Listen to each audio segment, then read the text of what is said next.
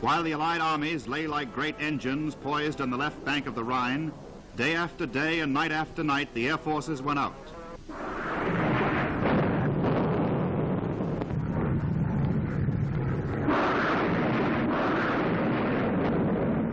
Rocket-firing Typhoons attacked German marshalling yards, command posts, rolling stock, and troop dispositions.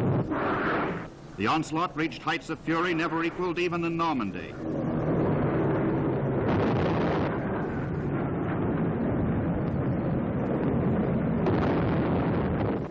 The Hawk was taken out of the German transport.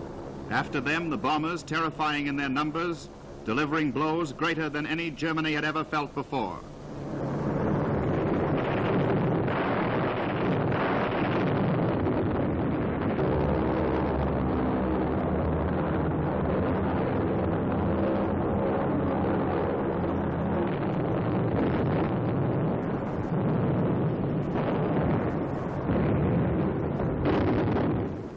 This was the city of Würzburg. Remember Coventry, remember Rotterdam, remember Warsaw. The full horror of war returns to Germany.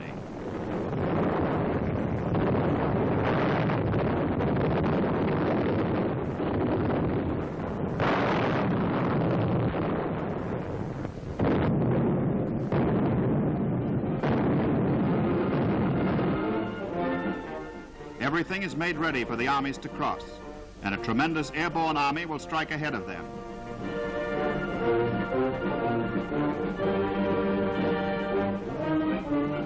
Into their gliders they load jeeps and guns, field pieces and munitions, whole regiments of equipment, for the airborne army may have to be self-sufficient for days until it is relieved.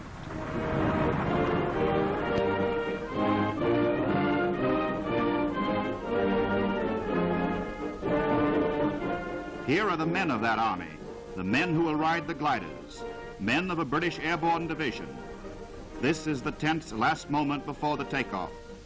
For some of them, the last moment that they will ever stand on English soil. In this war, men have learned many things, and not the least of which is a kind of cold-blooded courage fit for exploits such as this. Some of these men have landed in North Africa, in Sicily, in France, at Nijmegen and Arnhem. Now they will land on the far side of the Rhine.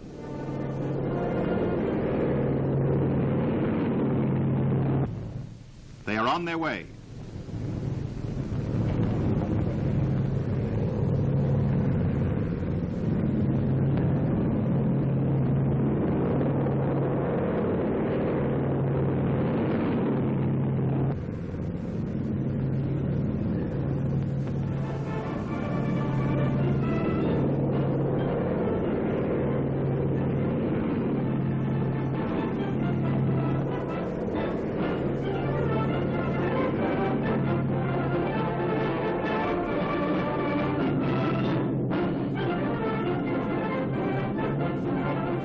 The last sight of England, the first sight of France.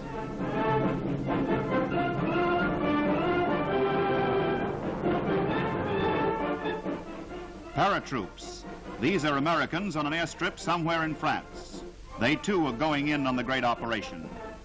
The scale of this undertaking staggers the imagination, and yet all of it moves like some gigantic clockwork. Everything in its place at its proper time. But one plane cannot make it with its tremendous load.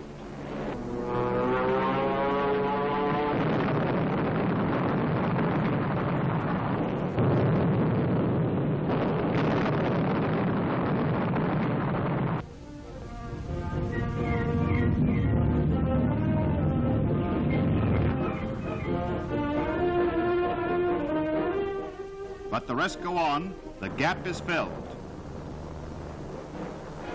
They fly through the smoke of the still burning wreck. Over and over again, the planes go out.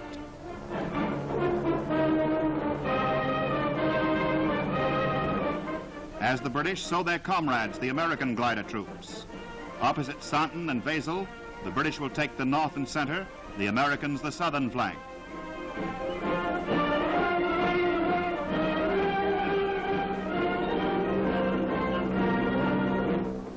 Here, for the first time in a combat operation, the experiment is being made of each plane towing not one, but two gliders.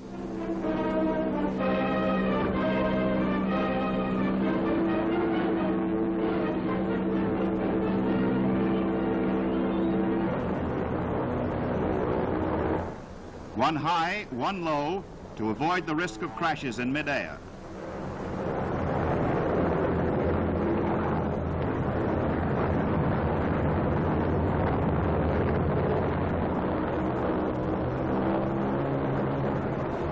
In the paratroop planes, the men are waiting for the jump.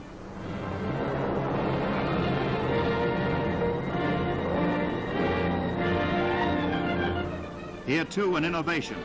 The men will go out both sides of the plane at once, and so land in tremendous force in just half the time it formerly took.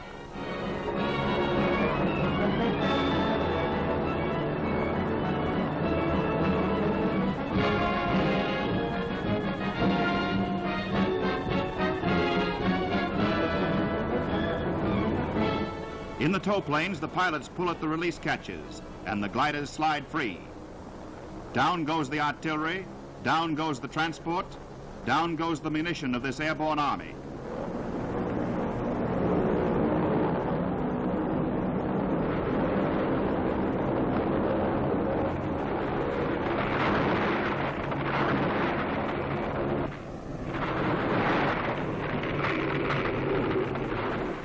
They are on the ground.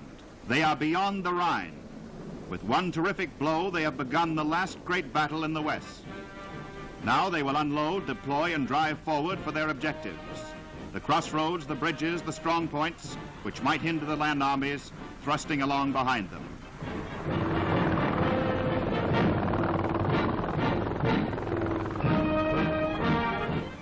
Meanwhile, on the west bank of the Great River, amphibious tanks of the British Second Army are crossing in a never-ending stream. Like ungainly monsters out of some prehistoric age, they lumber down the muddy banks. A whole night of concentrated fire has wiped out the gun positions that might have stopped them. And while they are crossing to establish a bridgehead, other tanks, half-tracks, and heavy guns will be ferried over or cross on the pontoons that engineers are busily building.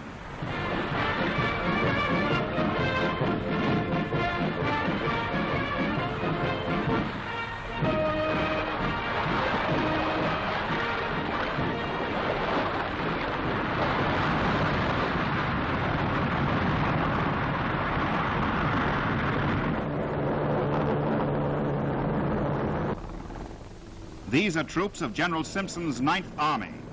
This is part of the tremendous force that is breaking the German line in the West. Starting at 21 hours on the 23rd of March and continuing all through the night and following day, the reinforcements pour across. The enemy's river line is gone. His secondary positions are overrun. Into the broad Westphalian plain that stretches 260 miles to Berlin, the tanks and troops start driving forward. They have a rendezvous to keep with the Red Army, and they intend to be on time.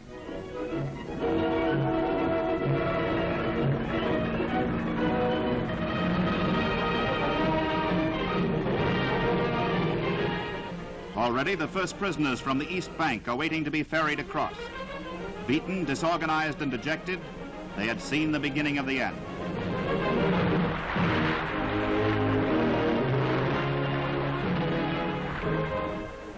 And whom do they encounter in midstream but the irrepressible Prime Minister, who has come to see for himself?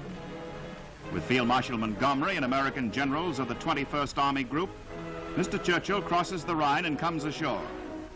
Pulling on his cigar in obvious satisfaction, he chats with a group of British Tommies. And though his aides try in vain to dissuade him, he insists on touring the ground from which German troops had been driven only a few hours before.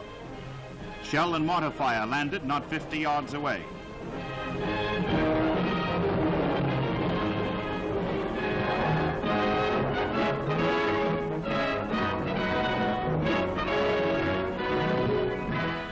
Later, he takes a look at German positions still under fire.